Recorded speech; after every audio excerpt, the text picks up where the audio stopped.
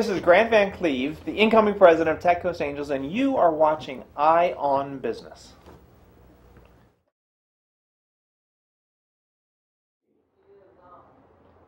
Welcome to Eye on Business Innovation, where we look at innovative companies, innovative products, and innovative people. And tonight we have the pleasure of having with us Grant Van Cleve. Grant, welcome to the show. Thanks, Chad. It's an honor. Well, it sounds like you've been a busy guy. You just joined TCA a few short months ago, but you're already the leading activity doer in the entire organization from what I've seen of the statistics. Well, it hasn't been a slow period. It's been more than a few months. I think it's been 15. But 15, okay. Yeah, I'm doing about a deal a month, and probably half those I was the deal lead on. So okay. That's a lot of output, but it's fun. And you've just been elected the new... I will be president of the Orange County chapter of TechCoastAngels starting at the end of the year. Okay, so what led up to all this? What were you doing before that made you want to do this as almost a time and a half kind of activity? Well, time and a half, I think I've always been a time and a half guy. Okay. Always putting a lot into whatever I'm doing. But I was doing real estate development before this. Okay, okay. So real estate development is a day job, and then on the side of that was always helping start up nonprofits on the side. Okay. And real estate development itself, within the real estate spectrum, you can be managing an office building or fine-tuning assets financially for a better return, or you can be taking empty hillside and turn it into a community. I was this side. I was the early stage, and in this latest downturn, and just actually I moved here starting from scratch, and real estate sector was crowded, and the market wasn't great, and people helped me realize that ultimately I was a startup guy. I wasn't a real estate guy. I wasn't a nonprofit guy starting these other activities, but there was always a continual theme in there that I was helping get things going off the ground, and once they're rolling, I lose interest. So they said, rather than do one of those at a time, why don't you explore the angel investing world and get involved in a bunch of companies at once. So exploring you've done. So you just mentioned though that you've been a deal lead, and there aren't many of those around. So what's your secret to being a deal lead? Oh, insanity. Okay, that's a good prerequisite. Put in extra time and don't get anything extra out of it. But maybe for our audience, explain what the deal lead does. Okay, so in an angel group like TechCoastAngels, we're a collection of individuals who choose to congregate together, to see deals together, to do due diligence together, hopefully make better decisions, and also pool our wisdom to hopefully add insights to those companies.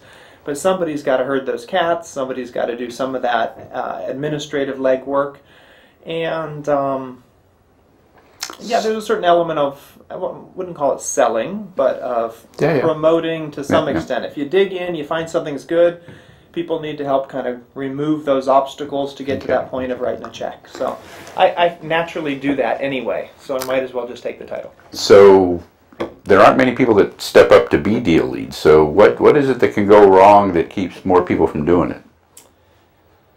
Golf tee time? What could go wrong? But typically, as you know, our angel members will, it's like, yeah, I'm interested, but when it comes time for the deal lead, everybody gets short arms, and your hand keeps going up. So what is it you're willing to do that others are less willing to do? Well, maybe that's a secret you're supposed to tell me now, so I stop doing it. Well, it's good we had this little chat.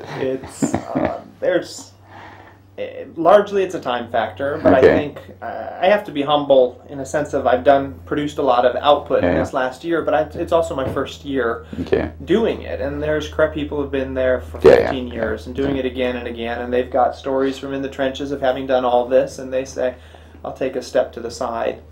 I sort of mentioned that sort of side of the element of creating some enthusiasm behind it. That just comes naturally to me. So I think people get reluctant about that. They don't necessarily want to ask somebody to write a check. They don't want to have that awkward moment. They'll just sort of throw their idea out there and see what happens. And I like to grab hold of it and promote ideas. So you've been actually investing in these deals yourself. What kind of criteria do you use in making the decision of I'm in, I'm out, I want to do more due diligence, whatever? I can't give you that secret sauce. Oh man, come on, that's what these viewers are paying all this money for. No, I wouldn't say there is a secret sauce. I don't know if these investments are going to work. I am a fairly intuitive investor. I don't want to say that in the sense that I invest on a whim, but I can fairly quickly decide where this thing is going to head, or at least change the nature of the discussion from a, maybe I'll sit back and perhaps if I get to a certain point, fairly quickly decide this has got decent chance, and then the due diligence is just making sure there's nothing that I'm missing along the way. So I've done a lot of things, a lot of team building work, a lot of leadership of individuals, a lot of seeing what trips up organizations, and it's kind of bringing in a multidisciplinary approach to that. So I feel like I have a decent nose for catching some of those dangerous issues quickly. So if you translated some of that knowledge and experience into advice for entrepreneurs, what are 2 or 3 of the things you might want to tell them before they submit their application? Well, one is to be sure you want to be an entrepreneur. It comes out fairly quickly if somebody's actually a corporate person or just doesn't have the tolerance for the risk or just unclearness about a lot of the steps ahead related to that. And people will all say the right things. They've read the articles about what you're supposed to be an entrepreneur, and they want to have the independence of doing something, but when it gets down to it, they don't have that kind of deep desire to deal with that ambiguity. In addition to that, there's just a grit level of really all in and deeply invested in time and your own money, and it's a little complicated to say because I'm not a big believer in debt personally for somebody, but on the other sense, if you're hoarding up something and this is just sort of an idea you're sort of throwing out there, it doesn't sell very well to an investor. You want to see that sense of being all in. Okay. Now, what about advice on the other side for the angels? And they're trying to, in some sense, follow your lead. In some sense, they're supposed to be independent, make their own decisions, of course. But you've now seen a bunch of deals. You've shepherded or led a bunch of deals. Any patterns you see that investors or prospective investors ought to be aware of? Patterns. Oh, well, the first insight that might come out of that would be that there is more money to be invested than is being invested, typically. Now, obviously there is. The ocean's big, and there's lots of people with money under the mattress or money invested in a duplex on some apartment, bringing in some rental income they could sell and put into something. But I was actually surprised the number, because it's not just we led a number of deals, but a few of them we were larger than average, and they closed faster than average. So the money was actually there ready to write the check. When we feel like it's kind of pulling money out all the time, I think we've missed the fact people are actually still ready to be motivated by a good idea and put high-risk money out there. So some of that's pushing to find those deals that are that interesting, but it's also, I think, from our side, daring to probe people a little bit. What's stopping you from doing this? Good. Now you're, I'm not sure what the proper term is, president-elect, and I won't ask you what your campaign platform was, but I guess what I will ask you is, where would you like to see Orange County TechCoastAngels go in the future? Where would I like to see it go? Well, I mentioned that a little bit about size, the amount of investments we're doing, but I'd like to see deals close a little bit faster. So that's getting a few more people involved in that due diligence process, and then actively getting people to make a yes or no decision more quickly. But I mentioned that earlier, that I think there's more money out there to be invested. As Orange County in particular, we have a large amount of real estate money. So it wasn't an accident. I just said, you've got that duplex over there. Why not throw some of that into something like this? It's not just an issue of money. Real estate, the same way I described that about myself, real estate development was like a startup business. There are a whole lot of real estate developers, a whole lot of people who've made their money in that sector, and they were entrepreneurial. So even though Silicon Valley has this, or within Southern California, LA has a little bit more startups, Orange County has a whole lot of real estate startup money and people. I'd like to get a few more of those people involved. Not only more members for the group, but members who've got some capacity they didn't even realize. An appetite for risk, an ability to catch all those variables, sense that you could give birth to something and pass it on. That's what real estate development is too. All those have a lot in common with startup business, which was part of my own story. I'd like to be a part of drawing some of those people out from the Orange County Well, so let me ask you as kind of a final question. Is there any part of your story you'd like to tell the audience that I haven't been smart enough to ask you about that might encourage more people into the boat? And something else to... I mean, I guess the only thing that I would say, and maybe that's part of encouraging people to get involved in it more, is there's a creative process that is so much fun to be a part of. So that can be an encouragement for somebody to get entrepreneurial, or it can be an encouragement to whether you bought and re-rented that duplex I mentioned, or you could be a part of a dozen companies that you start to get involved and you see something that was nothing, or an empty spot in a market, a niche, and you created a product and it got to market and lives were changed and there was a financial reward for it. It's not about an asset class with a certain... It's a chance to be a part of that creative process. And I have to tell you, I'm having the time of my life. This is the most interesting thing I've been a part of. So, well, sounds like you're the right guy for the job then. Well, I've got the energy and enthusiasm, so hopefully we'll be able to keep it going. Well, thanks for sharing your story with our audience, and it's been a pleasure having you here. Thanks so again. Much, man. You've been watching Eye on Business Innovation.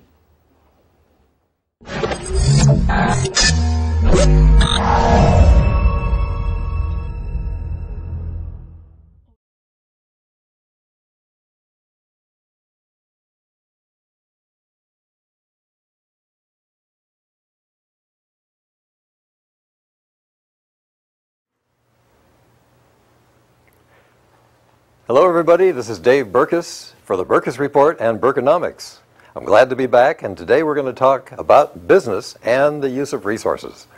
So I have some ideas for you that might be able to help. One of those is the concept of fixed overhead. You know, if you get a product into the marketplace faster, just because that product has gotten there faster, you've saved money, because the cost of rent and all the payroll that you've paid and all the other forms of overhead end up eating up those amounts of money that wouldn't have been lost otherwise. So efficiency in getting your product or service to the marketplace is a most important thing. You can even do the math. If you're burning $20,000 a month in fixed overhead and it takes another 2 months to get the product into the marketplace, you've lost $40,000 you will never recover. So there are two things. There is the fixed overhead loss, and there is the opportunity loss, because that product isn't in the marketplace selling during those 2 months as well. Think about efficiency of speed in getting things done. Number two, avoid time bankruptcy. I know you've never heard the term before. It's an unusual term at that, but I want to tell you what it means, because time bankruptcy, as opposed to physical bankruptcy, is just as dangerous. Time bankruptcy means you've taken the core asset of your company, not necessarily your time as an individual. It might be the time of your chief programmer, the person who's the chief trainer, somebody who knows well something about your product, and you've wasted it. In fact, what you've done, perhaps, and I'll give you an example, is you've used that in a way in which you cannot recover. Let's say that you're a software company and you release the software and want to have 3 or 4 customers test that software at first. And the software has many bugs, and so you release it into the marketplace. And the first thing you discover is the chief programmer has to get to that customer to solve the problems one after another, and gets off of developing new software. It doesn't take long before 2 customers take more of that chief programmer's time, 3 even more, and after a while, the chief programmer is no longer a programmer, he's a support person. You'll find that true of any business that you have, where you take core resources and devote them to fixing problems rather than creating, as they should be. Time bankruptcy is something to worry about. You know, when I've used that term before, there are people who said, you know, I've experienced something like that in my business before, I've just never known the name for it. Well, now you do. The third thing I think we want to talk about today is cash is not the only measure of employee satisfaction. There are 4 or 5 measures that are really as important as cash. I've done this survey numerous times in numerous companies, as have others, and what we find is people love to work for companies where the culture fits, where there's fun to work. We love to work in companies where there is respect for what you've done. We love to work in companies where you tell us what to do and maybe why to do it, but not how to do it. We like to be responsible ourselves as employees for getting the job done without having somebody over our shoulder every single moment of time. So with all of those things, equal to sometimes the amount of pay, it is surprising to me that there are people who will work for companies sometimes for less money because they're more fun and they have more respect given and they feel like they're contributing more to the company, its products, and its services. Think about that when you next hire the next person you do. It means that you have done something well for them and they have done something that they feel good about. This is Dave Berkus for the Berkus Report, and we'll see you again soon. Hi, I'm Brandon McNeil for Ion Productions, and make sure and keep an eye out for the Ask Dino show, the innovation segment, and the new Cutting Edge Facets TV.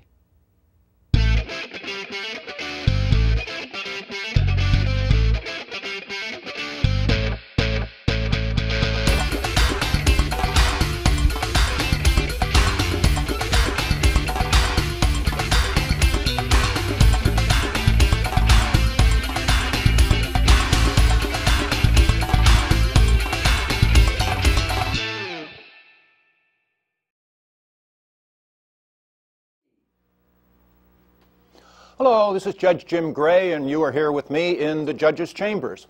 Our discussion today will talk about the fact that words mean something. Now, we in the legal profession use words as our building blocks, and we understand that there are shades of meaning between different words, or among different words.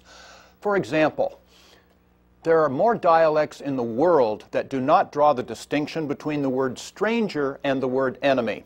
Consequently, of course, if you're in some small village and someone you don't know comes into your town, he is immediately a stranger. No, he's also an enemy. And you can imagine the amount of violence, unnecessary violence that's occurred because of that problem, or also a lot of lost opportunities. So we think as human beings in words. And if your vocabulary is limited and you do not understand shades of meaning, your thinking then isn't as strong as it might be. Other concepts, for example, we've all seen the road sign, slow traffic, keep right. Well, I'm not slow traffic, so I'll stay in the left lane. But, meaning the kind of the same thing, if you see something like left lane only to pass, oh, I'm not passing, so I'll go into the right lane. It just depends upon how we as human beings consider these things. Another one, really important, is the difference between the word solve and resolve. Now again, as a judge, I've seen this countless numbers of times. Most of the time when we have human problems, there's no solution. For example, if someone unnecessarily or wrongly trips you and you break your ankle, well, the solution to that would be to unbreak your ankle, to have kept that from happening in the first place. But that's just not possible. So what we have in our human being contacts mostly are resolutions. We take you, we try to dust you off, aim you in the right direction, and do something to resolve the case, usually by paying some amount of money. So if we're talking to young people or old people, understand that concept that there really isn't any solution to most things. One more thing. It seems that sweeping the country, there is now kind of a idea that when you give someone a thank you for something that you appreciated them doing, instead of like when I was raised saying, you're welcome, now instead most of our young people say, what? No problem. Well, what does that imply? Well, if it had been a problem, if it had been difficult, I wouldn't have done it. But, well, that's okay. It was no problem. Of course, I do understand in Spanish the word for, in effect, you're welcome is de nada, which is almost the same thing as no problem. But you're welcome means I'm happy to have helped you. So maybe you can join me in trying to reverse that trend. And when someone thanks you and they mean it and it's appreciated, say, you're welcome. So, this is Judge Jim Gray in the Judge's Chambers. Thank you for letting me share these thoughts with you. And your response is, I hope it's you're welcome. See you soon.